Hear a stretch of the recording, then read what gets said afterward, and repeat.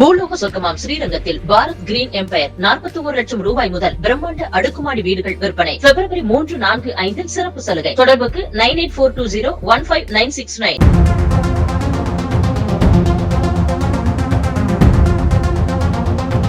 தமிழக தலைமை தேர்தல் அதிகாரி சத்யபிரதா சாஹூ தலைமை செயலகத்தில் செய்தியாளர்களை சந்தித்து பேசினார். அப்போது தமிழகத்தில் வாக்காளர் பட்டியல் சரிபார்ப்பு பணிகள் முடிவடைந்து இறுதி வாக்காளர் பட்டியல் கடந்த 5ஆம் தேதி வெளியிடப்பட்டது. அதில் 10.17 லட்சம் பேர் தங்களது பெயர்களை வாக்காளர் பட்டியலில் புதிதாக சேர்த்துள்ளனர் என தகவல் தெரிவித்தார். தமிழகம் முழுவதும் வாக்காளர் பட்டியலில் புதிதாக சேர்ந்தவர்களுக்கு வாக்காளர் அடையாள அட்டைகளை வழங்கி வரும் நிலையில் இடைத்தேர்தல் நடக்கவிருக்கும் ஈரோடு கிழக்கு தொகுதியில் உள்ள புதிய வாக்காளர்களுக்கு முன்னுரிமை தர வேண்டும் என்று இந்திய தேர்தல் கமிஷன் உத்தரவிட்டுள்ளதாகவும் தெரிவித்தார்.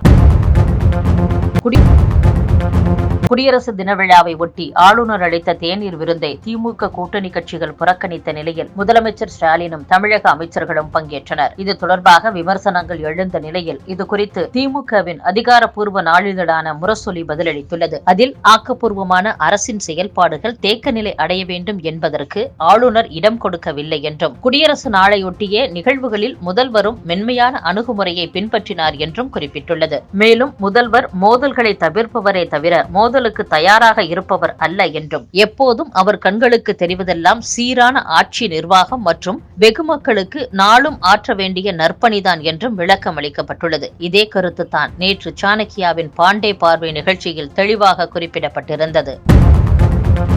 பழனி முருகன் கோவில் தைப்பூசத்தை ஒட்டி பயணிகள் வசதிக்காக சிறப்பு ரயில் இயக்கப்படுவதாக தெற்கு ரயில்வே அறிவித்துள்ளது. இதுகுறித்த தெற்கு ரயில்வே வெளியிட்டுள்ள அறிக்கையில், பழனி முருகன் கோவில் தைப்பூசத்தை ஒட்டி கோவை, திண்டுக்கல் இடையே சிறப்பு ரயில் இயக்கப்படுகிறது. இந்த முன்பதிவில்லா சிறப்பு ரயில் இன்று, நாளை மற்றும் பிப்ரவரி 4, 5, 6 ஆகிய தேதிகளில் இயக்கப்படும் என தெரிவிக்கப்பட்டுள்ளது. மேலும் இந்த சிறப்பு ரயிலானது போத்தனூர், கிணத்துக்கடவு, பொள்ளாச்சி, கோமங்கலம், உடுமலைப்பேட்டை, மடத்துக்குளம் உள்ளிட்ட ரயில் நிலையங்களில் நின்று செல்லும் என்றும் தெரிவிக்கப்பட்டுள்ளது.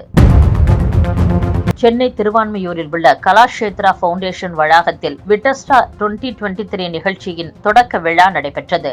இந்நிகழ்வில் தமிழ்நாடு ஆளுநர் RN ரவி மற்றும் அவருடைய மனைவி கலந்து கொண்டனர். இந்நிகழ்ச்சியில் பேசிய ஆளுநர் RN ரவி, வேற்றுமையில் ஒற்றுமை என்பது அரசியல் வார்த்தை மட்டுமல்ல, அதில் நம் வாழ்வியலும் அடங்கும் என்றார். மேலும் காஷ்மீருக்கும் தமிழ்நாட்டிற்கும் பல தொடர்புகள் உள்ளது என்றும், இந்தியாவின் பழமையான மொழி தமிழ் மொழி என்றும் குறிப்பிட்டார். 18ஆம் நூற்றாண்டு முன்வரை பொருளாதாரத்தில் தலைசிறந்த நாடாக இந்தியா இருந்துள்ளது என்றும், அதனை நாம் மீட்டெடுக்க வேண்டும் என்றும் பேசினார்.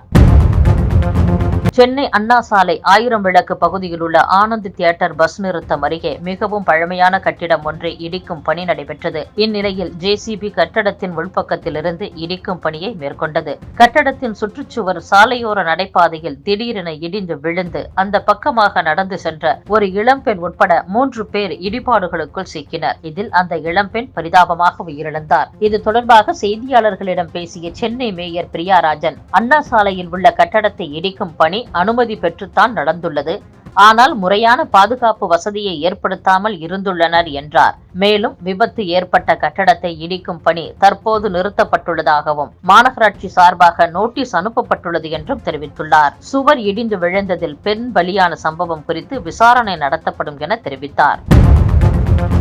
மதுரை பழங்கானத்தில் திராவிடர் கழகம் சார்பில் சேது சமுத்திர கால்வாய் திட்டத்தை செயல்படுத்த வலியுறுத்தி மாநாடு நடைபெற்றது. இதில் திராவிடர் கழக தலைவர் கி. வீரமணி பேசுகையில், சேது சமுத்திர திட்டம் நிறைவேறி இருந்தால் தமிழகம் வளமிக்க மாநிலமாக மாறியிருக்கும் மற்றும் செல்வம் கொழிக்கும் மாநிலமாக மாறியிருக்கும் என்றார். மேலும் இளைஞர்கள் வெளிநாட்டுக்கு வேலைக்கு செல்லும் நிலை ஏற்பட்டிருக்காது என்றும், சேது சமுத்திர திட்ட விவகாரத்தில் பாஜக பிடிவாதம் பிடித்து வருவதாக விமர்சித்தார். மேலும் சட்டப்பேரவையில் தீர்மானம் நிறைவேற்றியுள்ளதால் சேது சமுத்திர திட்டம் நிச்சயம் நிறைவேற்றப்படும் என்றார். சேது சமுத்திர திட்ட கால்வாயை தமிழின் கால்வாய், திராவிட கால்வாய் என அழைப்போம் என தெரிவித்த அவர், சேது சமுத்திர திட்டத்தை நிறைவேற்ற வேண்டும் என பிப்ரவரி 3ஆம் தேதி ஈரோட்டில் பிரச்சாரம் தொடங்கப்படும் எனவும் தெரிவித்தார்.